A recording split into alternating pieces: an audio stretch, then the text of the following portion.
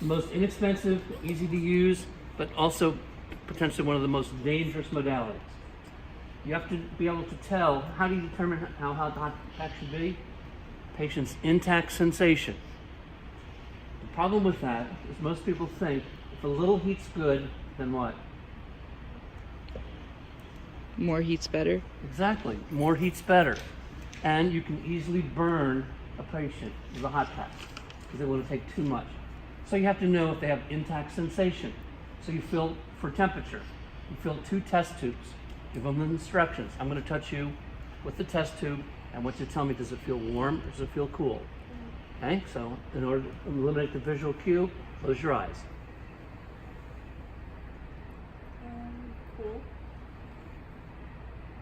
Cool.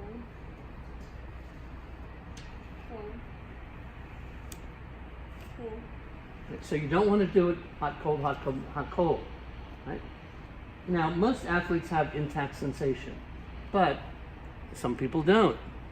People that have MS, multiple sclerosis. Now, you're going to not see that probably in an athlete, 18 to 22-year-olds, but in the real world, you're going to see patients like that. So the first day you decide to use a hot pack on that person, you might very well test them. They have intact sensation. Can you assume that every day that they come back, the sensation is going to be intact? No, you can't. You have to test them every time, right? Every time. And that's how you do it. Let's put this on the table, please. So then, on the lab exam, the only one we're going to do is light touch. So I'm going to hand you the Reflex hammer, and hopefully you're going to unscrew the base, bring out the brush, and not do this. All right? People, I think you think I make this up. I do not. People have done that. Right?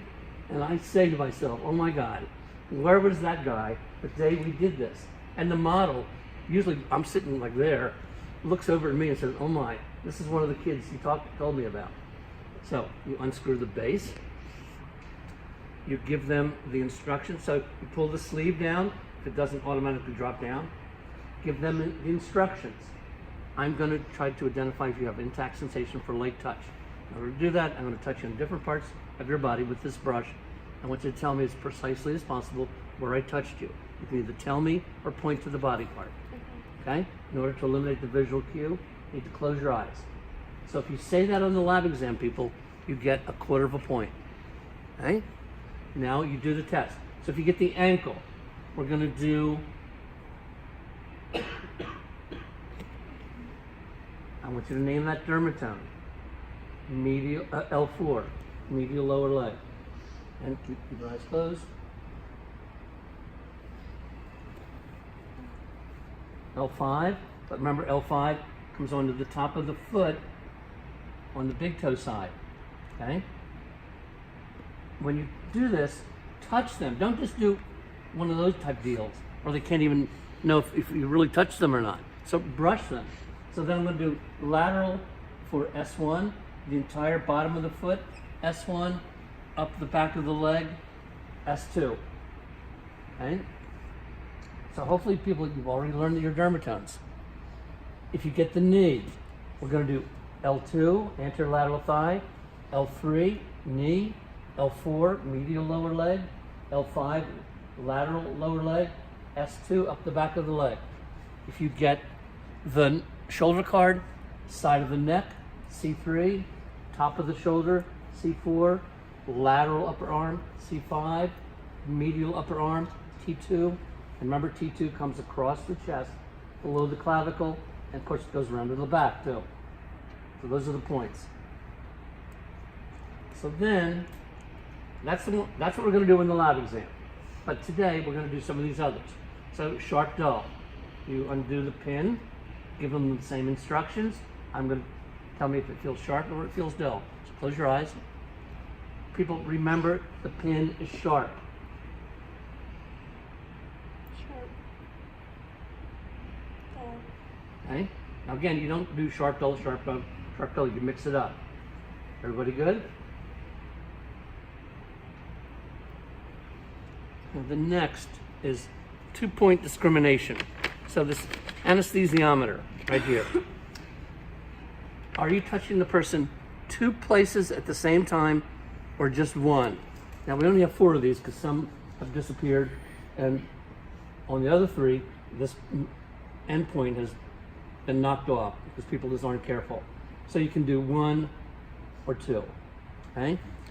So you guys in the yellow shirt, you're the model for a second. So maybe you can just move your legs up to the side. You can stand here in front of the table. And face the wall and pull your shirt up in the back. I'm gonna do is low back. And 3 centimeters apart.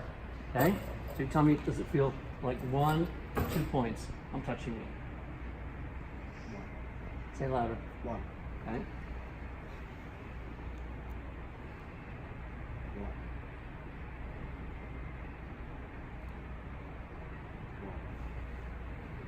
Does he have a problem? Okay, I'm going to go to 4 centimeters.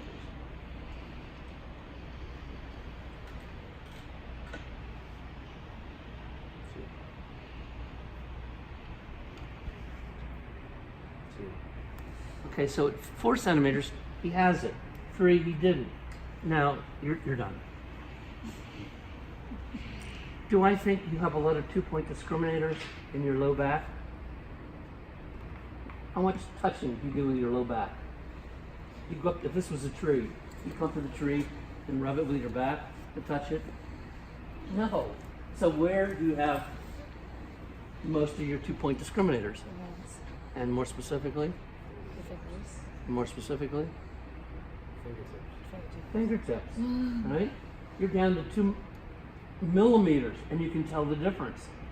So you can play around with that. It's important. No, there's specific receptors for all those different nerve information. So the next thing is proprioception. Now you're back on again. Proprioception is position sense, so you can slide off the edge. Proprioception is position sense. Can you tell me where your joint is in space? Now, she's had a stroke, and I'm going to try to begin to ambulate her. I need to know, does she know if her knee is bent or her knee is straight? Because if she doesn't know that, and she takes a step on a bent knee, what's going to happen? She's going to fall, right? So I have to determine if she has intact sensation, proprioception for that. So I'm going to, her eyes are open, I'm going to say, I'm going to move your knee around in a couple different positions, and then I'm going to want you to tell me, is your knee straight or is your knee bent? Okay, and I'm going to move it around a couple times to try to trick you, and then I want you to tell me straight or bent. So close your eyes, we'll make the visual cues. So a lot of times, the first, they start going straight, bent, straight, bent. I said, wait till I ask you, okay? And now, okay? How about now? Okay? And how about now? Right, so she has intact sensation, proprioception for that. Now let's say she has, her stroke, she has expressive aphasia. She can't speak. Can I do this test? She can't tell me? No. Yes, you can. I'm going to move your involved leg a couple different positions. I want you to tell me if it's straight or bent, but how you're going to tell me is putting your opposite leg in the same position. Okay, so close your eyes. We'll try to trick you. How about now? Okay, relax. Okay, how about now? And so she gets it. Now I got to do the same thing with her ankle, right? I had a patient one time that everything was okay, but her big toe had no proprioceptive sense, and she kept stubbing her toe when she walked, type of thing. Stupid, crazy. So that's proprioception. So next is vibration. So you get a tuning fork. The key, hold it by the stem, okay? And you strike it. This is used quite frequently for fracture tests. We'll do this when we talk about fracture of the tibia of the fibula. So you hit it, put it on her medial malleolus. Can you feel that going right up your leg? Mm-hmm. Okay. But here's what some people do. As soon as you do that, people stop vibrating. You got to hold it by the stem. And that vibration goes right up the shaft of whatever bone you're testing. If they have pain mid-shaft, that is a possible indication of a fracture. So the last one is stereognosis. So this is the ability to identify familiar objects placed in your hand by touch alone. Okay, so you gotta close your eyes and put your hand out in front. It'll take me a second to get that out of the bag here.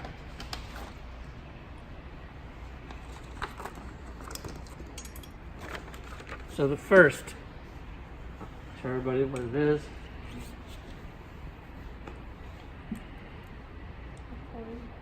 More specifically? Sorry, the penny. Yes. Sorry. Okay, next item.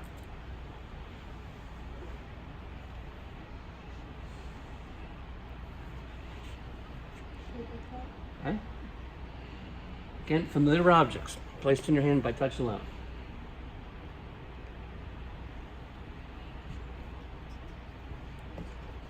The pen.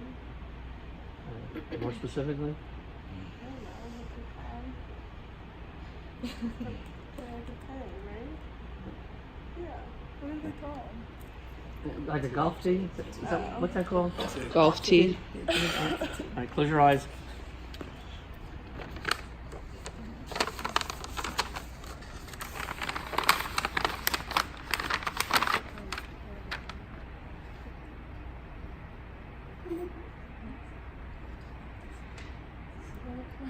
That scared me. I don't even know what that is. Anybody know what that is?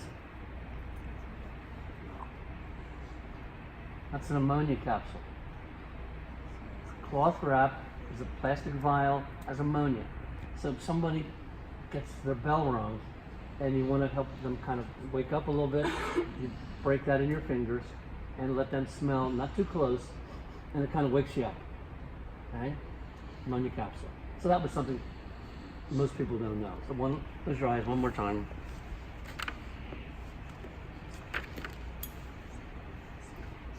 Class.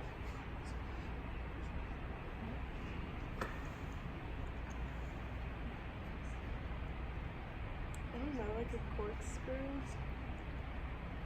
Okay, that's a good guess. Does anybody know what that is?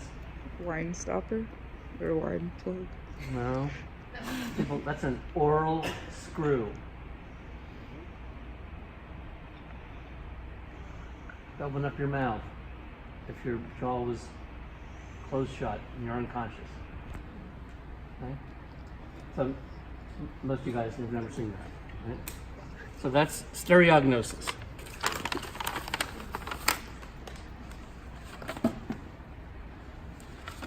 So here, this is the last one. I didn't do this one.